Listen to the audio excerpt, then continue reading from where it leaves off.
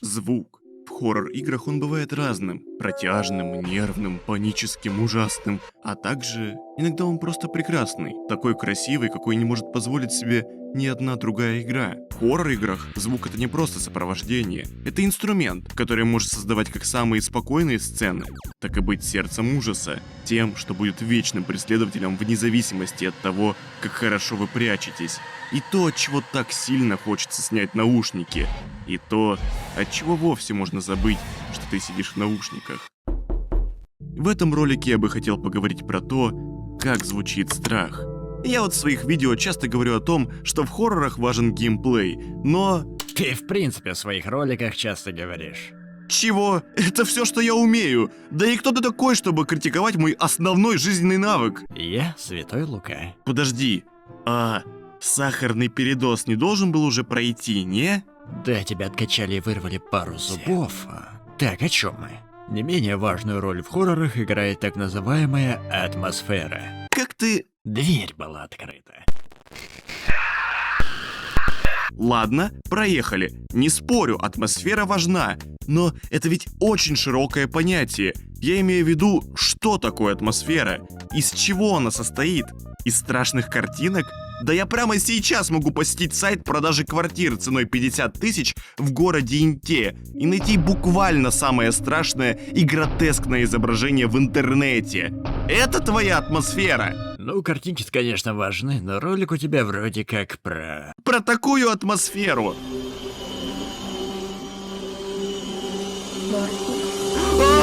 звук. Именно он играет одну из главнейших ролей в создании атмосферы. У тебя же канал вроде как про игрульки. Да, про игрульки. И в этом видео мы обсудим кучу замечательных игр. А я как раз знаю отличный способ, как их купить. Купи код – самый надежный способ пополнения баланса Steam с самой низкой комиссией на рынке. Здесь можно пополнять как казахские аккаунты в тенге, так и аккаунты в долларах. Сайт, на котором вы можете не только пополнять свой баланс, но и покупать игры гифтом. Кстати, на сайте все стимовские скидки на игры дублируются. Даже на те, что не продаются в РФ. Нажимайте на этот раздел, и все новые релизы будут здесь, без нужды париться, создавая иностранные аккаунты. Купи-код — это целая игровая экосистема. Они делают упор на честность и развитие комьюнити, организовывая турниры и предлагая систему лояльности. Тут все просто, дешево и безопасно. Все, что вам нужно для пополнения, это ввести свой логин Steam, использовать мой промокод Джопа и... Все, никаких тебе «Дайте нам свой пароль» или «предоставьте паспорт». Здесь все прозрачно, а ваш аккаунт остается в полной безопасности. Для зарегистрированных пользователей теперь действует кэшбэк на каждое пополнение или покупку. Вы можете прямо сейчас перейти по ссылке в описании видео и в закрепленном комментарии, чтобы лично опробовать самый выгодный способ пополнения баланса Steam. И не забудьте использовать мой промокод Джопа, который снизит комиссию на 2% и даст скидку на 10% на покупку игр гифтом. Спасибо за внимание и возвращаемся к видео. Что ты там говорил про игры? Игры являются у нас интерактивным аудиовизуальным произведением, и в отличие от тех же самых книг, где атмосфера создается на основе текстового описания в голове читателя, благодаря силе воображения, в играх атмосфера строится как в кино, на основе тандема из звука и картинки. Да, можно создать атмосферную игру без звука или визуала вообще, проверить текстовые квесты, но это довольно малый пласт игровой индустрии, и видео все-таки у нас про звук. Так как же звук помогает в построении атмосферы? Ну, сперва ответим на вопрос, который мы задали, но ни хрена не ответили. Так, давай как уважающие себя профессиональные ютуберы воспользуемся своими навыками и сделаем то, что должны. Зайдем в Википедию. Атмосфера — это совокупность элементов произведения, ака визуал, звук, контекст, сеттинг, опосредованных внешней средой, которая помогает передать игроку задуманное, ну или не всегда задуманное, автором настроение. И я ни хрена не понял. Я тоже. Ну, короче, это такая хреновина, про которую ни в сказках сказать, ни пером описать. Философы пытались, получалось что-то странное. Но ее можно поделить на составляющие, а эти составляющие на более мелкие составляющие. И одной из таких составляющих является у нас окружение. Звук помогает передать игроку информацию об окружении. Кажется, я начинаю понимать, о чем ты. Разработчик, может, и использовал все 145 ядер своего атомного компьютера для создания самого правдоподобного окружения на свете. Но если звук сообщения на твоем постапокалиптическом Macintosh звучит как оповещение в Дискорде, поверить в происходящее становится невозможно. Вспоминая Alien Isolation, я удивляюсь тому, как сильная иллюзия присутствия прямо там, на космическом корабле. Может быть, потому что асфальт в нашем мире не звучит как полый пластик. А если злобно топнуть, то земля под ногами не ответит глухим эхом, как корпус космической станции в игре. Да, именно звук позволяет нам дать контекст того, где находится игрок, в каком он сейчас месте. Заставить игрока поверить в реальность того места, где он сейчас находится. Поверить в то, что он наряду с персонажем сейчас находится ночью в страшном лесу. Как в Slender The Eight Pages. Ай, олдскулы заболели. Серьезно, Слендер? Нет, я, конечно, понимаю, что игра легенда. Я его в школьных тетрадках рисовал. Но ты сейчас правда будешь заливать про игру, где главный противник выглядит как пластилиновый человек с интеллектуальной недостаточностью? Не, ну а чё бы и нет. Завывающий ветер, который правда иногда звучит как морской бриз, ну или мне просто так кажется. Грёбаные сверчки, раскиданные по левым и правым звуковым каналам. Ухающая где-то вдалеке сова и редкий отдаленный шелест травы, который принадлежит какому-нибудь лесному обитателю. Да, сделано это все довольно простенько, но свою задачу выполняет. Правда, все эти звуки отходят на второй план после того, как мы поднимаем первую записку. Помню. Как только игрок поднимает первую записку, у игры появлялся активный саундтрек. Не просто шорох леса, а зловещие ритмичные звуки, открыто говорящие, что нечто в лесу начало охоту. С третьей записки к ритму сердцебиения добавляется напрягающее гудение, намекающее на то, что твой враг еще ближе, а его нападение становится еще интенсивнее. С пятой записки уже знакомый ритм исчезает и заменяется одним лишь агрессивным гудением, как будто сам лес начинает рычать в ожидании твоей кончины. Ну и финальная, седьмая записка приводит к тому, что уже знакомый тревожный звук обретает свою истинную форму, дополняясь нервирующим пищанием, которое во время проигрывания трансформируется в подобие хриплого дыхания прямо в затылок. Догонялки кончились, он уже сзади.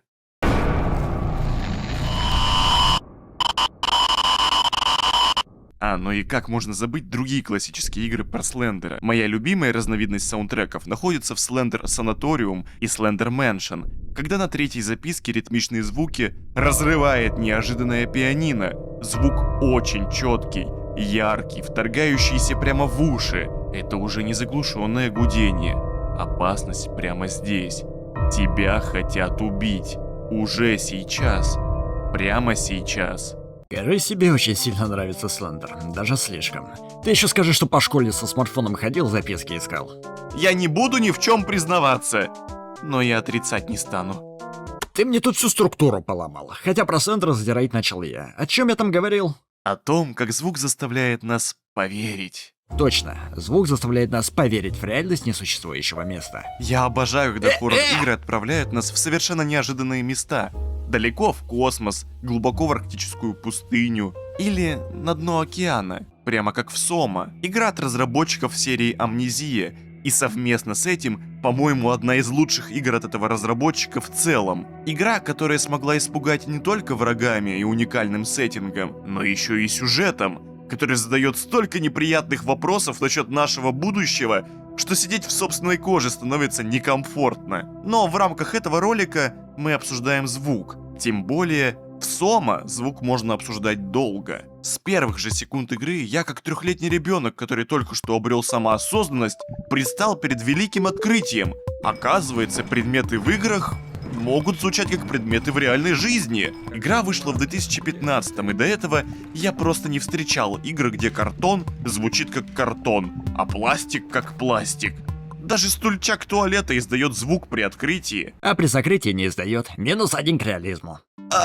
Мое погружение. Твое погружение заканчивается на волчке из стакана ванны и выдвижном ящике, который при закрытии ты умудрился как-то окунуть в раковину с водой, а еще кружки, которые абсолютно пофигу на ложку. Слушай, если бы ты специально не бросался предметами в ванную, то и звук бы работал нормально. И не забывай, игра 15-го года. Хоррор-игры это ведь как гипноз, и Сома не исключение. Кого? Гипноз? Ну да, как гипноз. Гипноз — это ведь не просто штука из фильмов, в которых усатый дядя в высокой шляпе заставляет тебя повиноваться. Это психологический прием из реальной жизни. И особенность гипноза заключается в том, что для его работы оба человека, гипнотизер и подопытный, должны поверить в то, что сейчас происходит. Если активно сопротивляться и морщиться, разумеется, ничего не получится. А если полностью поддаться иллюзии, то неожиданно ты услышишь звуки моря или вкус апельсина на языке. То же самое и с хоррорами. Если ты заранее решил, что не испугаешься, что это все изображение на мониторе, которое ты всего лишь испытываешь, сидя у себя дома, то иллюзия не сработает. Ты не испугаешься, поэтому гипнотизеру в виде разработчика нужно не полагаться на то, что игрок поверит ему. Разработчику приходится использовать множество приемов, чтобы начать откровенно манипулировать игроком. Так и Сома, казалось бы, обычными звуками переносит тебя в совершенно новое пространство и время. Комбинирует уже существующие звуки, чтобы создать что-то новое. Вот ты знаешь, как звучит глубоководный костюм для погружения? А анусовидный паразит, сосущий кровь? А они тут есть, реальнее, чем когда-либо. Но это классическая практика для звукарей, создание чего-то несуществующего из существующего. Чего стоит только вопли некроморфов в Dead Space, где один из звукарей Visceral Games удачно записал крик своей маленькой дочери и превратил его в ужасающего монстра. На самом деле, и превращать ничего не надо было. Плач маленькой девочки на заброшенном космическом корабле — это уже настолько страшно, что, встретив такое, яйца поседеют. Ну, вообще-то USG Шимура не заброшены, а в процессе опустошения от всего живого. Душнило. Ну а так соглашусь, плач маленькой девочки в нестандартном для этого месте, например, за городом, ночью, в лесу, заставляет посидеть не только яйца. А ты когда-нибудь задумывался, почему это происходит? Я, конечно, понимаю, что маленькой девочке нечего делать на заброшке, но почему мы именно боимся? Почему у нас не включаются рефлексы, и мы не бросаемся на спасение ребенка, который, может быть, просто потерялся? Нет, мы удаляемся. Я понимаю, как резкие звуки могли испугать наших предков. Но почему обычные звуки в нестандартных ситуациях вызывают в нас ту же реакцию? Может быть, в истории человечества правда случалось такое, что, казалось бы, обычные звуки приводили к чьей-то кончине? В плане. Доисторические мимики, обманщики, вымершие хищники на людей. Ага, злюргены-людоеды. Но тут скорее помимо диссонанса играет роль поп-культура. Насмотрелись всяких ужастиков про всяких призраков маленьких девочек, вот и лезет в голову всякая чушь. Кстати говоря, о призраках маленьких девочек. Серия Fatal Frame – одна из тех серий игр, которая впервые в кои-то веке заставила мою жопу покрыться мурашками. Правда, все это до того момента, пока ты не проникаешься местной боевой системой и не начинаешь стараться захерачить призраков так, чтобы получить максимальное количество очков. И одна из причин моей тревоги – это озвучка призраков. Искаженный, с обрезанным низом и верхом голос, который повторяет свои последние слова, будто бы предсмертный всхрип, недоумение или ярость. Особенно жуткими можно назвать местные аудиожурналы, в которых, как правило, записаны последние минуты жизни одного из персонажей.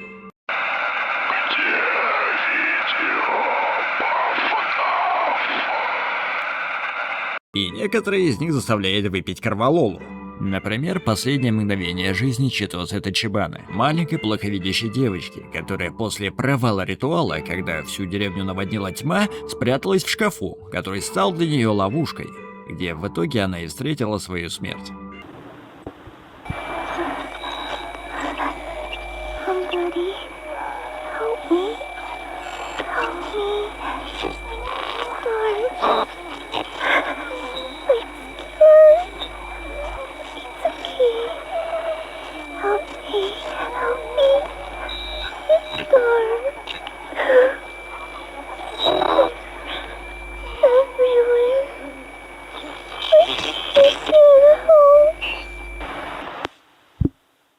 Но не озвучка единая игра ввергает нас в дискомфорт.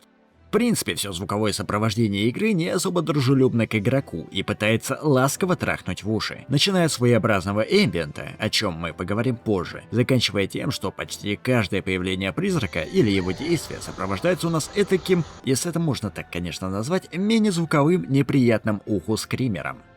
Скример. Когда говоришь о хоррор-играх, невозможно не упомянуть самый заезженный прием. Иногда кажется, что скримеры есть совершенно во всем, что называет себя хоррором. Ну, или чтобы стать хоррором, тебе нужен лишь скример. Да, скример является у нас самым простым и эффективным способом напугать игрока. Ведь нет ничего страшнее, чем резкая и громкая бубль. Так какого хрена? На этом канале не матерятся. Кстати, скримеры у нас бывают разные, и помимо своей основной роли, а именно напугать игрока, они могут исполнять и другие функции. Например, в серии игр Five Nights at Freddy's скример выступает у нас наказанием за неверные действия игрока. Эй, вся информация по FNAF уже давно мною запатентована. Да, вот бумажка, вот на 50-й страничке, все написано. Это же чек из KFC. Звук в этих играх особо важен, ведь кроме звука здесь особо ничего и нет. Вся серия FNAF — это незамысловатый пазл на выживание. Ну, кроме FNAF World. Ну еще есть Outlast для дошколят, но вот кроме них все остальное это пазл. И если ты этот пазл не решишь, ты получишь наказание. А раз это компьютерная игра, а не игрушка-хирургическая операция, которая тупо бьет тебя током, тут тебе дают нечто столь же неприятное и неожиданное, как удар тока, а именно громкий звук. Полегчало? Знаешь, моя игрушка-операционный стол в детстве сломалась и перестала бить током. Она просто начала вибрировать и издавать страшный звук умирающего девайса, от которого я, честно говоря, срался не меньше. Получается, первый детсадовский скример. Кстати, а почему мы вообще боимся скримеров? Ну, основа испуга в скримере — это резкий громкий звук. А пугаемся мы, я думаю, потому что в первые пару мгновений нам непонятна природа этого звука. Так уж сложилось, что когда мы жрали камни и потирались лопухом, а мир был менее изучен, основным страхом для уги-буги, да и сейчас в принципе, был страх неизвестного. Видели, как я Лавкрафта приплел? А все неизвестное представляет для нас теоретическую угрозу. В принципе, испуг — это такой переход нашего организма в боевое состояние вследствие выброса адреналина, для того, чтобы мы либо ломали кабину угрозе, либо бежали. Ну а еще с точки зрения психологии и нервной системы, продолжительное воздействие громкого звука на организм может нанести вред этому самому организму. Например, мы можем тупо банально повредить наш слуховой аппарат, поэтому мы так резко реагируем. Но вернемся к нашей теме. Так, забыли пока про FNAF. Еще одной функцией скримера является взбодрить игрока. Грамотно поставленный скример в определенный момент позволяет сохранить геймплейную динамику. Например, резко закончить спокойную фазу и дать игроку понять, что все, перерыв окончен. Настало время сжать очко и приготовиться к неизвестному грядущему, даже если ничего в дальнейшем и не произойдет. Я вот считаю, что скример — это как панчлайн в шутке, то, к чему все ведет. Логическое завершение саспенса и напряжения. Точка, в которой все, что накопилось в игроке, вылетает из него за одно мгновение. Вот поэтому два скримера, которые идут друг за другом, уже имеют меньше шанс вызвать вообще хоть какую-то реакцию у игрока, если мы, конечно, не говорим про раздражение. Все, первый бу сыграл свою роль. До появления второго нужно провести целый пласт работы с мозгом игрока, давая ему отдохнуть и войти в атмосферу всего происходящего вновь. А если не давать ему эту возможность передышки, все превратится в последние часы Outlast'а или перепрохождения FNAF'а на финальных сложностях. То, что пугало тебя еще пару минут назад, уже выглядит как раздражающая шутка и личное оскорбление твоих ушей. С великой пугалкой приходит великая ответственность. Это было настолько плохо, дядя Бен, что породило такие вещи в моей голове, о которых нельзя говорить на твоем канале. Может, еще умрешь для большей кинодраматичности. Пожалуйста, пощади мои уши. Но согласись, несмотря на все риски, скример — это настолько ультимативный способ испугать, что некоторые игры целиком строятся лишь на скримерах. Я не раз встречал, когда одно лишь ожидание того, что твои уши сейчас будут жестко тарабанить, в одиночку создает весь саспенс. Хороший пример — это игры от Puppet Combo. Это случаем не те игры, имитирующие графику PS1 и замыленные настолько, что складывается впечатление, что каждого персонажа этой студии однажды в детстве заставили хряпнуть батиного самогона, из-за чего те частично потеряли зрение. И все эти игры настолько похожи друг на друга, что их можно описать примерно как полуслепой ГГ вышел из дома, споткнулся об маньяка и умер. Именно! И настолько примитивные игры все еще умудряются пугать. С одной стороны, кажется, что ты не испугаешься того, что ожидаешь увидеть заранее. Заходя в игру от этого разработчика, ты можешь быть полностью уверен в том, что рано или поздно перед тобой появится маньяк, а твои уши разорвутся от смеси оглушительного пердежа и маниакальных криков. Но тем не менее, сама комбинация звуков не перестает пугать. Во время того, когда только вышла Power Drill Massacre, я очень боялся в нее играть. Я уже посмотрел пару прохождений на ютубе. Ни один скример не оставался для меня чем-то неизвестным. Но, тем не менее, Я боялся. Боялся, что войдя в эту игру, меня встретит... И так с каждой чертовой игрой от сраных Puppet Combo. Они раз за разом умудряются создавать самые неприятные и душераздирающие звуки в хоррор-играх вообще. Я не хочу в это играть, ведь я заранее знаю, что неожиданно услышать что-то подобное сравнимо с ударом молотком по черепу. И подобная практика запустила целое искусство по созданию самых отвратительных звуков скримеров в инди-играх. Чего только стоит А-команда от японских разработчиков, где крик противника — это будто панический стон, смешанный со скрипом колесиков деревянной детской игрушки. Минус этих скримеров лишь в том, что рано или поздно они тебя достанут. Резкий крик бабайки начнет раздражать, а очередной надрывный ор будет выглядеть как самая жалкая и неуместная попытка разработчика дрогнуть мышцы на твоем стоическом лице из мрамора. Между этими пиками ужаса должно быть что-то, что склеивает все вместе, дает атмосфере возможность возникнуть. Но это он типа хотел сказать про музыкальное сопровождение. Музыкальное сопровождение в хоррорах также не менее важно, как и в любом другом аудиовизуальном произведении. Оно помогает задать тон сцене и управлять эмоциями игрока. Все музыкальное сопровождение условно можно поделить на два типа композиций. Первый — ушком очень приятно, и второй — ушком очень неприятно. Композиции, где ушком очень приятно, используются у нас для создания определенного настроения у игрока. Никогда не забуду того чувства спокойствия, которое у тебя вызывает комната сохранения в Lost in Vivo. Ты только что пробрался через ад, видел, как призраки гнали за тобой сквозь стены, и бессмертные статуи пытались вырвать твои глаза, но вдруг все это обрывается. Весь тот ад за спиной больше не тревожит. Ты в безопасности. Хочется остаться здесь навечно, закрыть дверь за собой покрепче и забыть о всем, что было. И когда ты все же решишься выйти, тебя охватывает это чувство тоски, что ли? Как будто ты уходишь из единственного места на свете, где тебя не ненавидят. Когда музыка прекращается, ад вновь поглощает тебя. Ну да, обычно такого рода композиции у нас представляют из себя что-то очень гармоничное или лирическо-меланхоличное. И раз уж мы заговорили про музыку, где ушкам приятно, никак нельзя умолчать о серии Silent Hill. Акира Ямаока крутой мужик. Он не только сделал одни из самых приятных композиций, так и самых неприятных, но о них чутка попозже.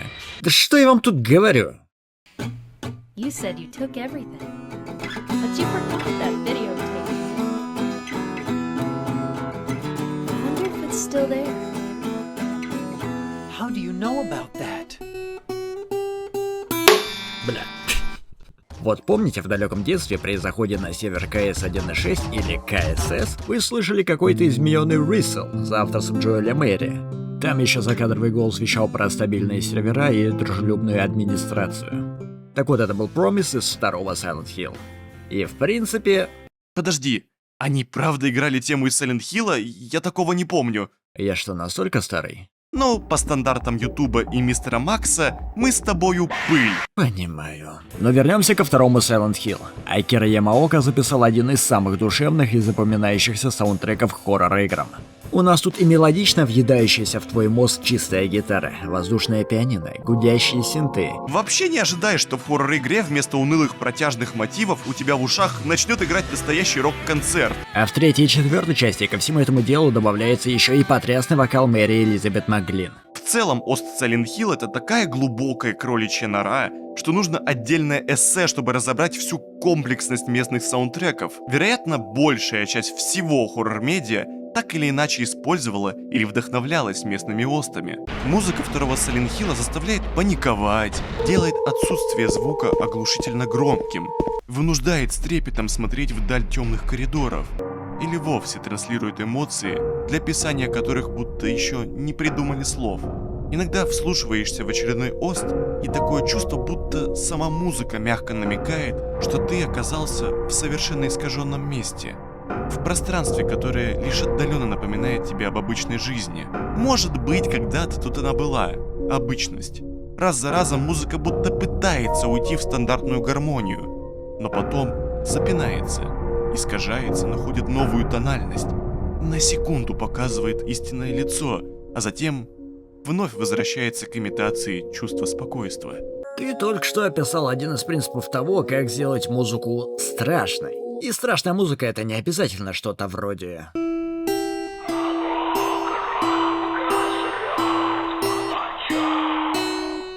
Но да, в основе любой страшной композиции лежит такая вещь, как диссонанс, ну или дисгармония. И вся эта тема перешла в игры из кино, разумеется. Так уж сложилось исторически, что дисгармония ассоциируется у человека с чем-то зловещим, чего стоит только тритон, или же, как его прозвали в средние века, интервал дьявола.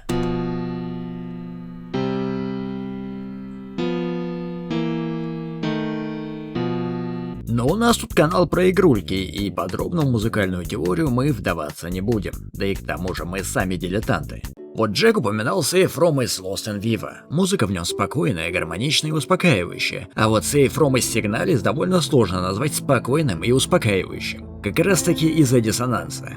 После двух гармоничных нот идет третья, так сказать, мимо кассы, из-за чего и создается это чувство чего-то зловещего у игрока.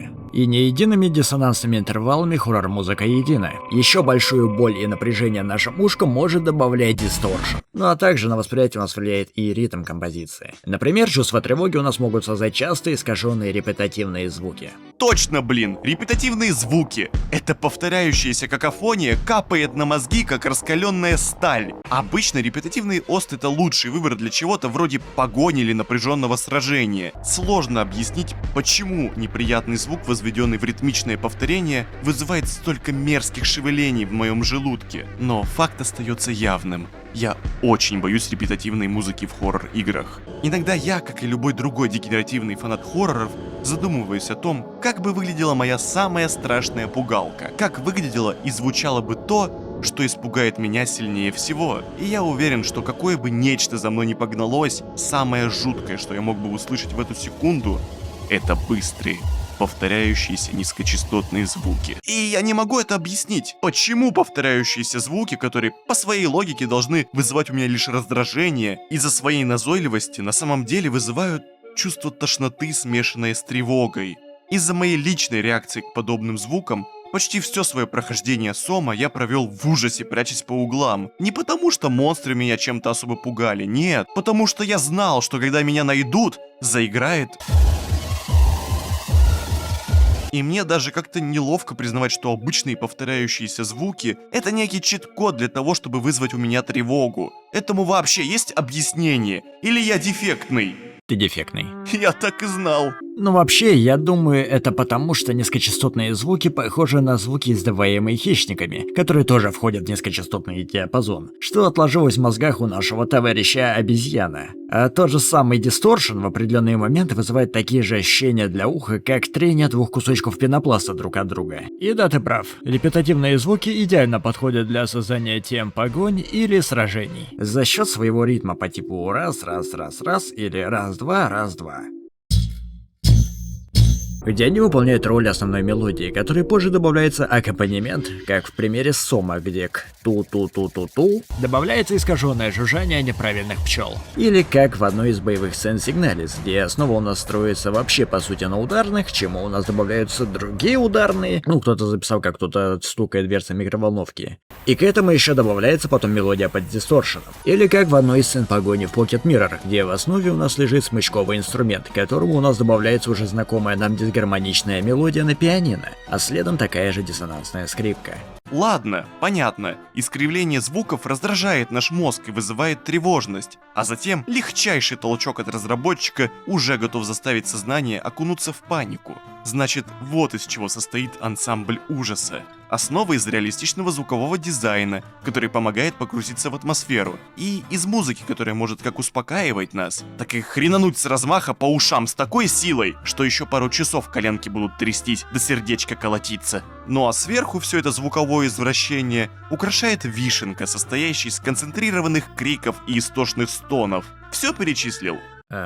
Мы эмбиенты забыли. А музыка в хоррорах у нас состоит не только из тем погонь, сейфромов и боестолкновений с неприятелями. В хоррорах важна размеренность. И вот эту вот пустоту между погонями, драками и отдыхом в безопасном месте у нас и заполняют эмбиенты. А, точно. Как-то забыл, что есть та штука, из-за которой в тихие моменты игры нет ощущения, будто ты находишься посреди пустого космоса. Эмбиент — это у нас такая жанровая разновидность музыки, придуманная в 70-х, которая представляет из себя размеренные зацикленные синты, либо протяжные, монотонные или глухие звуки, которые идут фоном, а на них уже накладываются либо ритмичные проигрыши из тех же синтов, либо хоровое пение.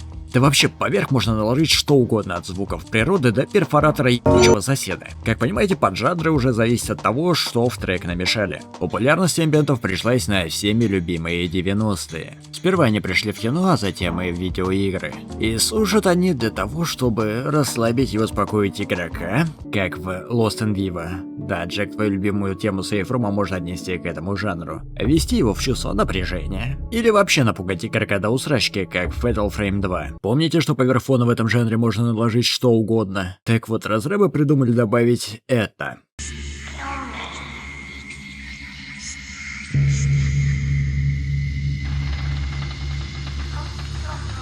Ранее я говорил, что озвучка призраков в этой игре заставила меня пить корвалол. Так вот, разрабы решили запихнуть фразы призраков в эмбиент, из-за чего кажется, что эта гнида где-то рядом и вот-вот выползет, тем самым оставляя тебя как игрока в постоянном напряжении. По теме напрягающих остов мне на ум приходит Крайофир с его музыкой лабиринта. Разработчик гениально решил, что раз он собирается показать момент ментального срыва главного героя, то нужно сорвать менталку игроков за компанию. А если сорвать психику не получится, то барабанные перепонки он сорвет точно. И ладно бы разработчики просто вставили страшные неприятные крики на фон. Но нет, они еще и воспроизводятся во время прохождения очень сложного и запутанного лабиринта. А нужда активно думать и разбираться в кривых картах, смешанная с желанием выблевать содержимое черепа сквозь уши, приводит к полному психическому хаосу. В своем обзоре на Крайофир я сказал, что этот момент меня тотально сломал, и после него я выключил игру и не возвращался в нее до следующего дня. И это чистая правда. В итоге пройти этот сегмент игры мне помогло только снятие наушников и прохождение лабиринта уже без них. Потому что лучше уж отказаться от одного органа восприятия, чем лишиться их всех. Вторым примером ужасно пугающих остов я могу назвать почти все осты в Golden Light. Для понимания, Golden Light — это хоррор-рогалик от русских разработчиков. В игре в основном обсуждаются такие темы, как депрессия, измена, перегорание, смерть, мясо и еще куча всего, о чем даже думать тяжело. Но сегодня я хочу вспомнить местные осты. Музыка в Golden Light делится на два типа. Первый — экшоновый замес в мясном измерении. И второй — это протяжные, некомфортные песни. Настолько искаженные, что в один момент может показаться, будто поют на испанском. Потом ищешь в этом английские слова, а в итоге оказывается, что все песни на русском. Тема спальни главного героя тревожит меня.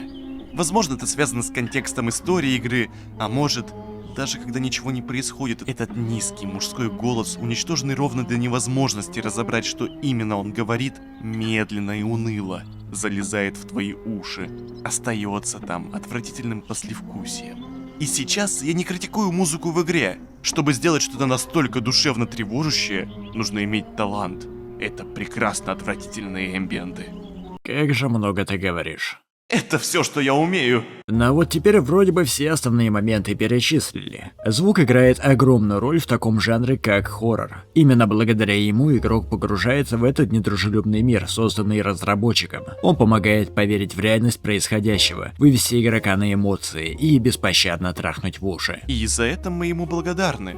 Ведь только жанр хоррора позволяет сотням талантливых звукорежиссеров и музыкантов попробовать что-то действительно новое, отречься от простой цели угодить слушателю, забыть о мелодичности и занять роль садистического дирижера оркестра ужаса, или же задумчиво создать саунд для измерения пустоты, в который ты попадаешь, если неправильно наступаешь на трещину на асфальте. Хоррор-жанр, несмотря на свою цель тупо напугать, на самом деле дает вашим ушам значительно больше пищи для размышлений, нежели вы могли бы себе представить. Столько неземных эмоций и незнакомых чувств, что словами это правда не передать. Так, притормози, ты вроде бы хотел закончить. Мы так можем этот ролик бесконечно продолжать. А, точно. Знаешь, я и тебе благодарен. Если бы ты не затыкал мне рот... Кто тут еще кого затыкал? Мы бы тут еще минут 20 говорили о том, какой эмоциональный вес имеют коричневые звуки из Гульмана. Ну и пока я все еще имею власть в твоем видео... И помните, никогда, блин, не ешьте в KFC перед поездкой на студию. И вправду, хорошая концовка. Я бы даже сказал, что это отличный моральный вывод для подрастающего поколения. Ведь представь... Спасибо за просмотр. И кстати, пока тут Джек снова очень много говорит. говорит, можете зайти на мой канал. Видео там выходят раз в год, но вдруг что-нибудь интересное там найдете. Может быть, даже Джека. А вот и бустер JPEG подъехали. Огромное спасибо, что делаете мою жизнь намного лучше и сытнее. Всем пока.